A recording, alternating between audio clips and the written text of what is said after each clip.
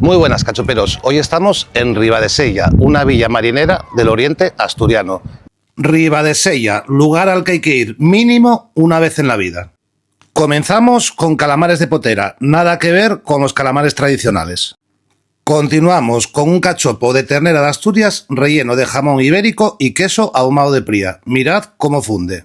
Estamos seguros de que este cachopo va a dar mucho que hablar en los próximos años.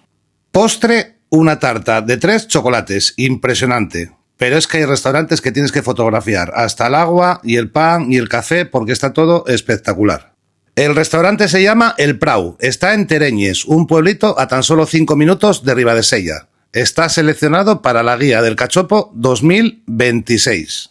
Y ya que estáis por la zona, no os podéis perder el casco antiguo de Ribadesella, una auténtica preciosidad. Los bufones de Pría, la playa de Guadamía, mirad qué playa, es como si fuera una piscina. Y como no, la puesta de sol. No os lo perdáis, cachoperos.